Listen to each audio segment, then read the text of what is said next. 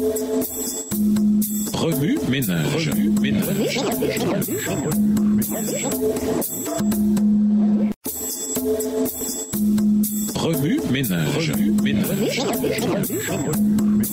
Bienvenue dans votre émission Remue ménage. Nous voyons de jeudi s'impliquer, l'âme qui pêche. Il m'a été montré que chaque église parmi nous a besoin de l'influence profonde de l'Esprit de Dieu. Oh, dirigeons les hommes vers la croix du calvaire. Demandons-leur de regarder celui que leurs péchés ont transpercé, de contempler le Rédempteur du monde souffrant la peine de leur transgression de la loi de Dieu. Le verdict c'est l'âme qui pêche mourra. Ésaïe 18 verset 4. Mais sur la croix, le pécheur voit le Fils unique du Père mourir à sa place et donner la vie aux transgresseurs. Extrait du livre Christian Education, page 95, écrit par Ellen G. White. Satan commença ses séductions en Éden. Il dit à Ève, vous ne mourrez point. Telle fut sa première leçon sur l'immortalité de l'âme. Elle a continué depuis lors à être enseignée avec tout ce qu'elle comporte de séduction. Et elle continuera à l'être jusqu'à la fin de la captivité des enfants de Dieu. On me montra Adam et Ève. Ils mangèrent du fruit défendu et alors une épée flamboyante leur interdit l'accès à l'arbre de vie. Ils furent chassés du jardin afin qu'ils ne mangent pas du fruit de cet arbre et ne soient des pécheurs immortels. Le fruit de l'arbre de vie avait pour but de perpétuer l'immortalité. J'entendis un ange demander « Quel est le membre de la famille d'Adam qui n'ait pas été arrêté par l'épée flamboyante et ait mangé du fruit de l'arbre de vie ?» J'entendis un autre ange répondre « Aucun membre de la famille d'Adam n'a jamais dépassé cette épée et n'a mangé du fruit de cet arbre. C'est pourquoi il n'y a pas de pécheur immortel. L'âme qui pêche mourra de la mort éternelle. Une mort dont il n'y a aucun espoir de résurrection, et alors la colère de Dieu sera apaisée. » Texte tiré du livre Premiers Écrits, la section « La mort n'est pas un tourment éternel » à la page 218. Seul le grand séducteur promit à Adam la vie de la désobéissance. La déclaration du serpent à Ève en Éden, « Vous ne mourrez certainement pas », fut le premier sermon sur l'immortalité naturelle de l'âme. Néanmoins, cette déclaration, qui ne repose que sur l'autorité de Satan, est répétée du haut des chairs chrétiennes et reçue par la plus grande partie de la famille humaine, aussi avidement qu'elle le fut par nos premiers parents. La parole divine, l'âme qui pêche, c'est celle qui mourra. Ézéchiel 18, verset 20 est devenu « L'âme qui pêche ne mourra point, elle vivra éternellement ». Il y a lieu d'être étonné de l'aberration qui porte les hommes à croire si facilement aux paroles de Satan et à être si incrédules vis-à-vis de celles de Dieu. Extrait du livre La tragédie des siècles, chapitre 33, page 471, écrit par Ellen G. White. Remue ménage. Suite à l'étude de Genèse 2, en quoi ce chapitre s'applique-t-il dans votre vie? Quelles sont les autres applications pratiques que vous pouvez faire en dehors de vos applications personnelles? Révisez le verset à mémoriser. En quoi s'applique-t-il spécifiquement à votre vie cette semaine? Au revoir. Et à demain si Dieu veut.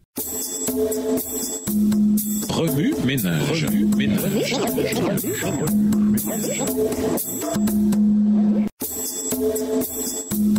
Remue ménage.